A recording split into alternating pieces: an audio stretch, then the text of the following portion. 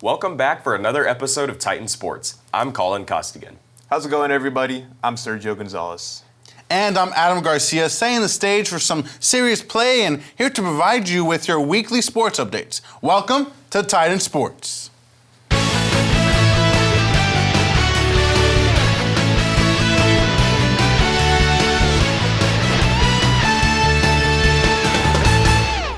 In other college news, University of Southern California's football program has been placed on a one-year probation by the NCAA.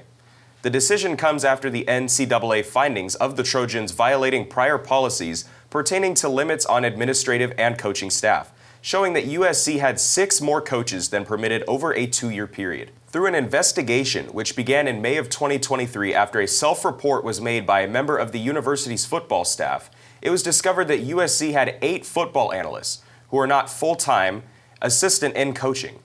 In a statement from the organization, it was claimed that USC, quote, impermissibly participated in on- and off-field coaching activities, including providing technical and tactical instruction to football student athletes, end quote. The review involved reviewing numerous hours of Trojan football practice footage and conducting interviews with football players, coaches, and non-coaching staff. While the joint investigation went on, it was confirmed that USC's self-reports of violations were accurate and that non-coaching staff were aware of the rules and limitations, but still engaged in prohibited coaching activities. Additionally, it was also agreed that head coach Lincoln Riley violated head coach responsibility rules, but no punitive measures were taken against him, despite Riley and the NCAA's enforcement staff agreeing that Riley is responsible for the violations that occurred during the spring of 2023. In light of the violation, USC Athletic Director Jennifer Cohen released a statement on behalf of USC, stating that, quote, USC has worked cooperatively with the NCAA enforcement staff and with the Committee on Infractions, as we identified and acknowledged violations, issued corrective measures, and submitted a negotiated resolution in a timely fashion that was approved by the committee, end quote. The NCAA has since removed limits on the number of coaches allowed to provide on-field instruction as of June 2024. But due to the violations taking place prior to the policy change, USC will be responsible for paying a $50,000 fine in addition to being placed on a 1-year probation. All right, so obviously I'm going to start with USC. I know this side of the table is a little happy, UCLA fan over here. It's been reported 8 analysts were engaged in on and off field coaching activities, and this happened during the spring 2022, fall 2022, and spring of 2023. And they also exceeded the max amount of coaches by 6 for those 2 academic years. So obviously they have shifted some of the rules around, but they still violated those rules prior to that rule being implemented. Do you think that this was a fair punishment from the NCAA, and do you believe that this was did this kind of seem intentional?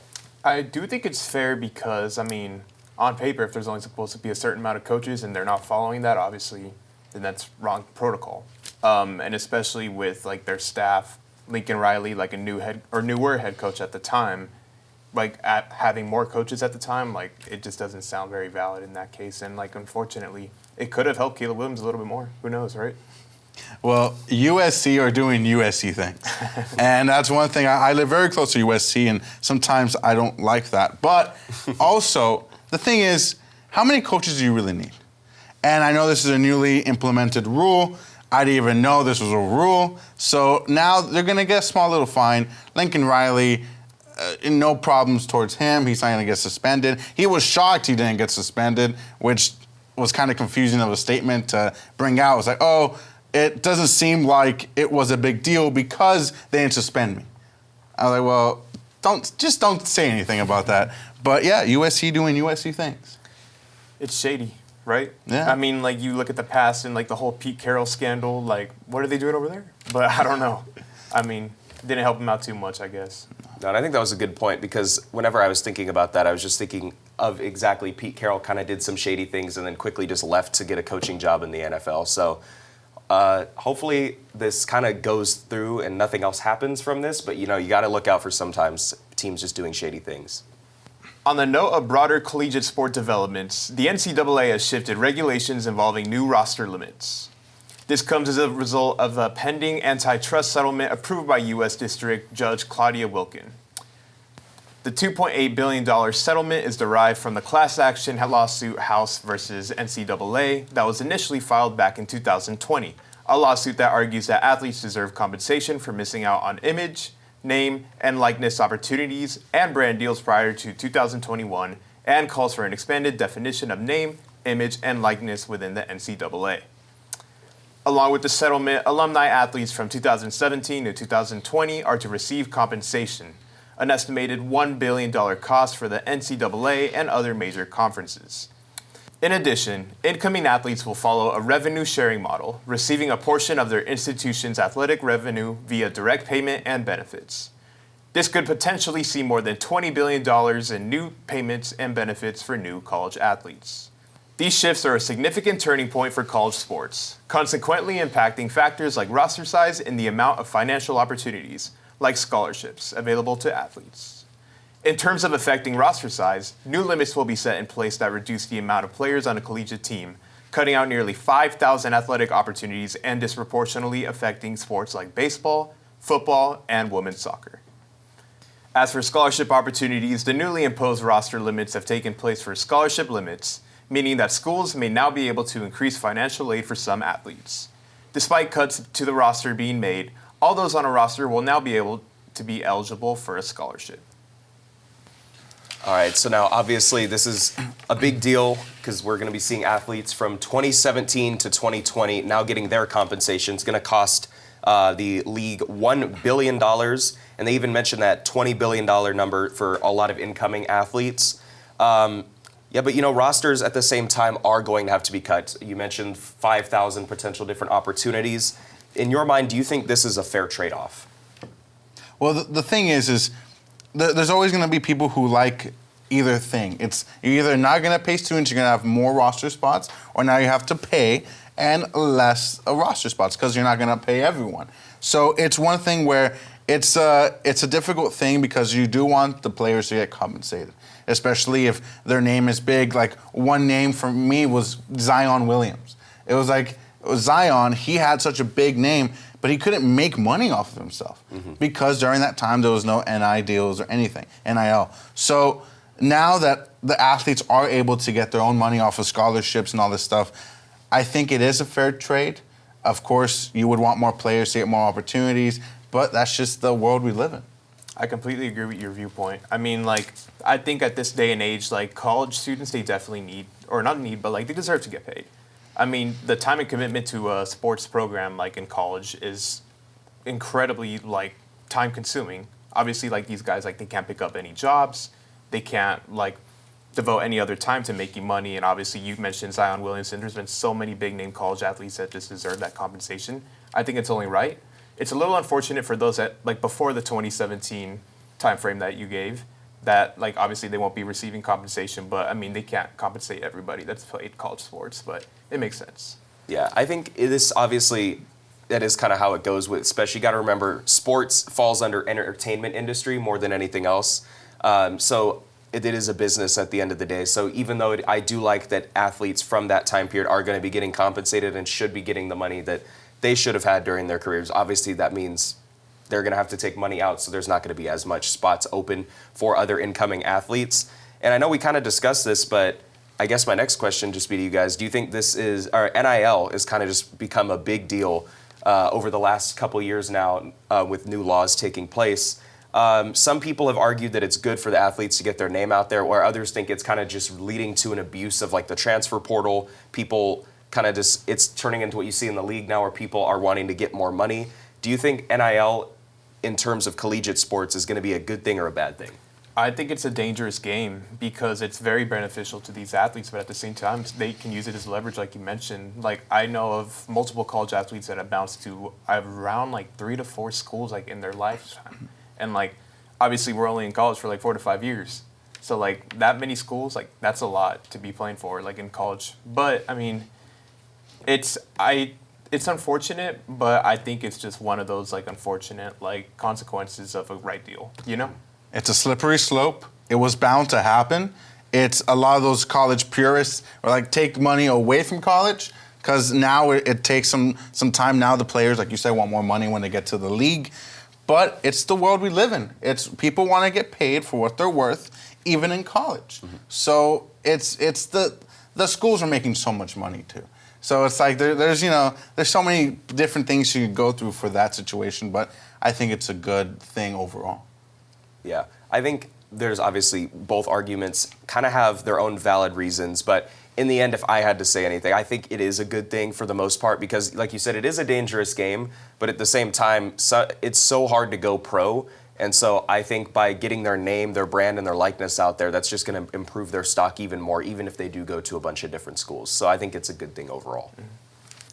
In a surprising turn of events, the NBA's Cleveland Cavaliers have won all 12 games this season. While they've trailed against teams such as the Bucks, Nets, and the Bulls in the final quarter of each respective game, they somehow managed to make a comeback each time. This is perhaps one of the greatest starts since the 2015-2016 Golden State Warriors, who took home 24 consecutive victories. The Cavs have become the 8th team in the league's history to win their first 12 games, and if they manage to win one more, which they did, that 13, they matched the longest winning streak in franchise history.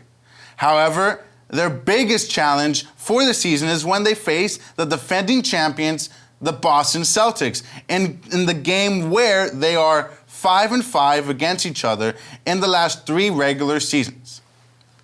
If Cleveland can beat Boston, they might be another clear path to their 20 consecutive wins. The Cavs will go face off against teams such as the Pelicans, Raptors, and the Hawks. All right, now obviously this is an exciting story going on in the NBA. You just mentioned the Cavs actually did win their last game. They're up to 13-0 on the year. And I think one thing a lot of people don't realize, like a lot of people know Donovan Mitchell, but a lot of people don't know about Mobley, and they don't know about some of the other key players that they have on their team as well, because actually this year, and of course Darius Garland, can't forget him, high points are like in terms of like the teams that have had, or players that have had the highest points in a game this year, it's actually been Garland leading the way with 5, Mitchell with 4, and then of course Evan Mobley with 2. So I'm going to give my predictions before I ask you guys. So right now I have for their next 8 games, you mentioned a couple of their opponents. They're going to be playing the Bulls, the Hornets, then they're going to be playing at Boston, at home against New Orleans, at home against Toronto, at home against the Hawks, then on the road against the Hawks, and then finally where I see them getting their first loss of the year is going to be versus Boston. We know they're going to be playing on the road against Boston soon, but I think they're going to get their first loss in game number 21. So my prediction is that they're going to start 20-0 and they're going to lose at home. I think they're going to shock people the first time they play Boston, even though it's on the road, because as we've seen, Boston did lose to Golden State earlier this year, a team that kind of has been a thorn in their side. So Boston has been proven to be beatable early in the season.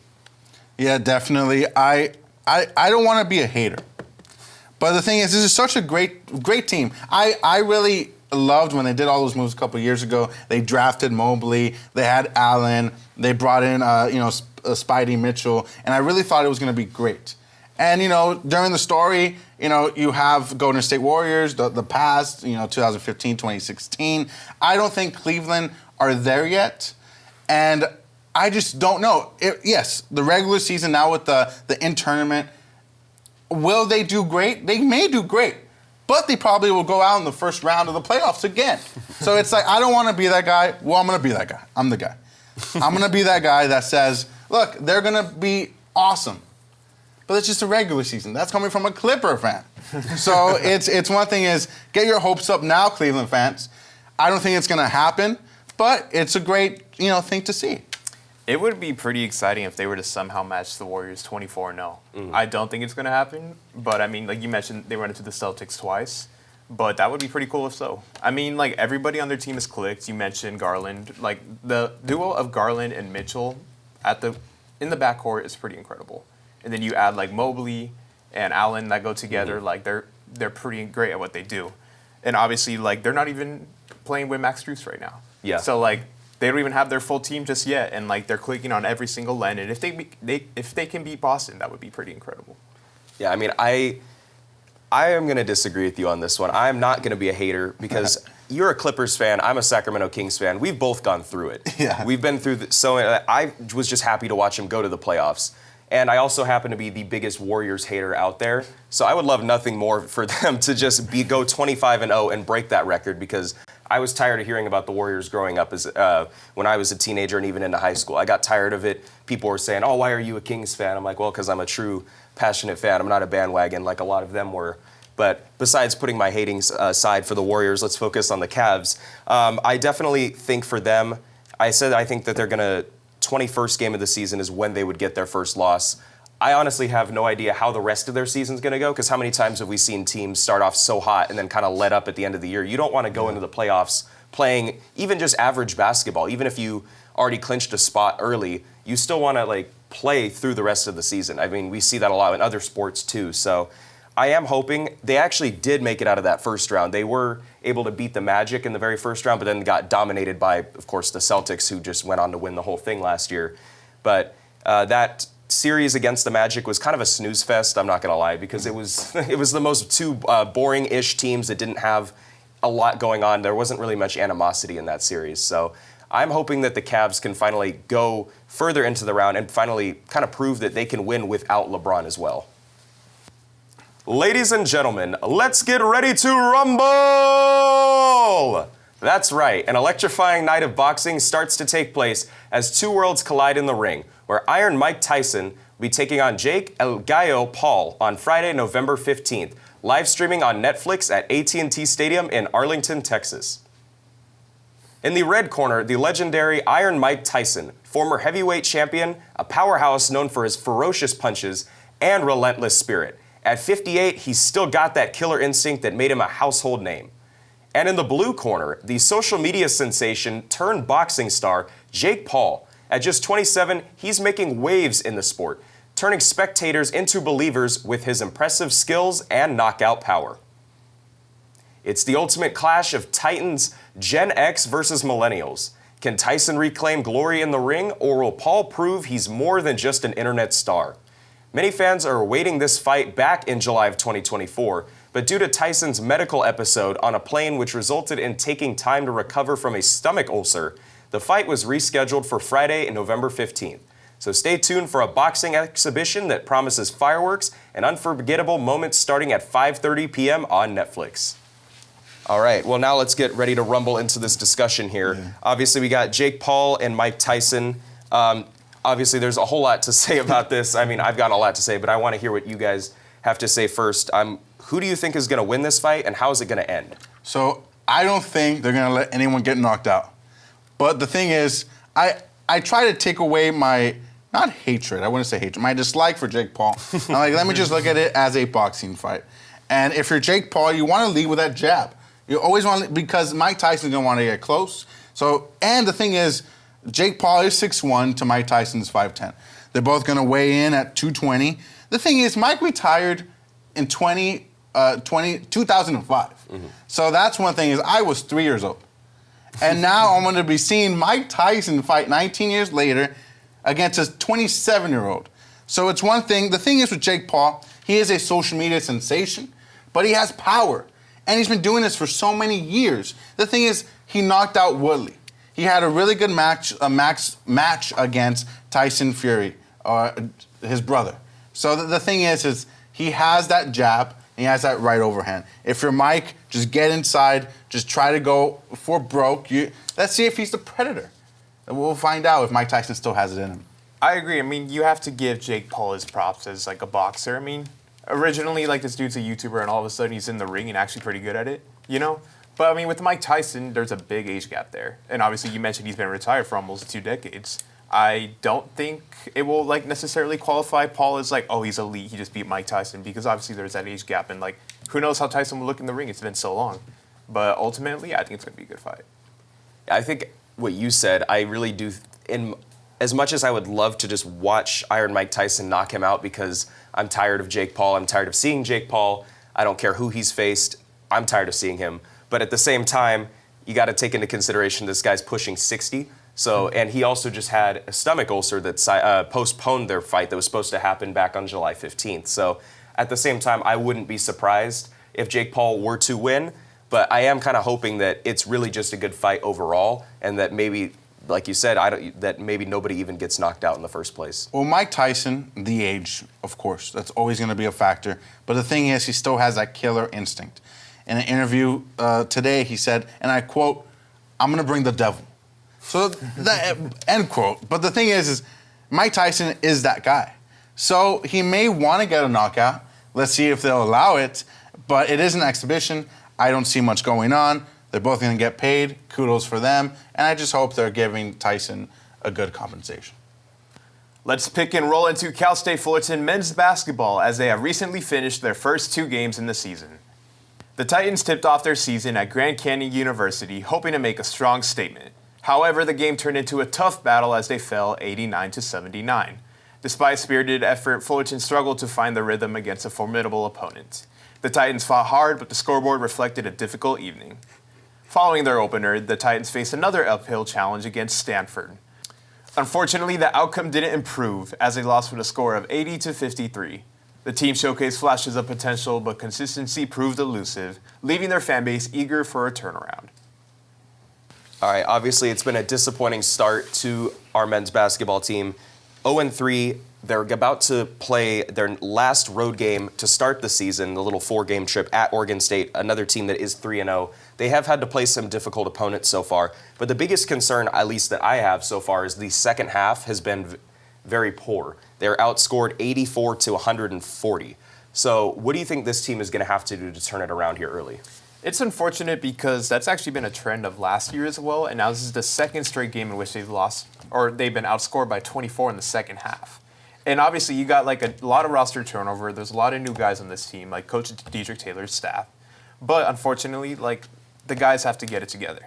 The rebounding game has not been strong at all, and the guys are looking to mesh together as well. There's been some standouts here and there. I know Donovan O'Day is leading the team in points. There's also Zion Richardson, who's looking like a promising guy. He's not in the starting lineup just yet, but my guess is he will be over some time. I do think it's just a matter of like meshing together right now. They're getting familiar with each other. Hopefully they can get it done before conference, though. I agree with you, but one thing is the chemistry's not there. I see them play, and I just don't see a team. Mm-hmm. And that's one thing that's concerning because of their performance last season. And it's like, oh, this is going to be the same story. Are we watching the same movie on repeat again? And that's one thing that I hope they're giving Kendrick DeLuna more, minutes now. He is a sophomore. He didn't get much last season, but, he's finally getting there. The rebounding game, he has to really step up. Like you said, Donovan O'Day, you had Kobe Young from Boise State, Richardson. All these new people coming in, I feel like it just needs time. I think Donovan needs to step up even more, be that leader. You do have John Mickey Square, which is our leader. I really love how he plays. Mm-hmm. This is his last season. So, he's a senior. He's going to be that person who needs to, show the young bucks. This is your team. Play for this team. And the promising part as well is that it is early. There's still so much these guys can improve on, and they can be in the right spot at the right time when conference play starts in, I believe, January 2nd. Yeah.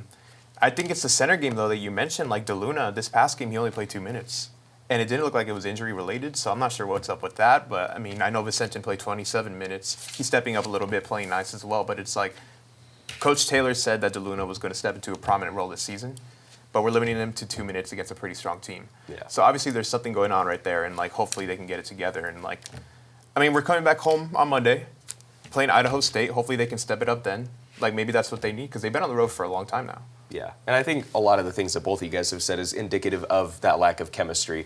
Because, you guys mentioned some of the names as well. We have Freddie Cooper, who's a junior. He played a little bit at Murray State. You have Kobe Young, who's that junior from Boise State.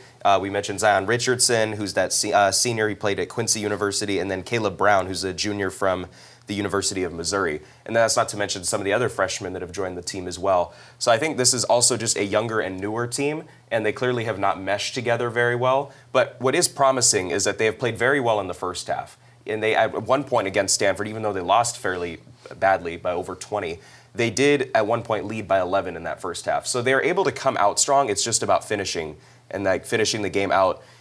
That's going to be where that experience comes in and that chemistry, because that's the most important half of any game. So Hopefully, they're going to be able to kind of mesh together really well. And then we wish them nothing but the best as they take on Oregon State to finish out this road trip. All right, Titan sports fans, that's all the time we have for you today. I hope you guys have enjoyed the show. Once again, I'm Colin Costigan. Thanks again, everyone, for tuning in. I'm Sergio Gonzalez, signing out. As always, it's been a pleasure keeping you guys today on the latest news in sports. My name is Adam Garcia, and we'll see you next week.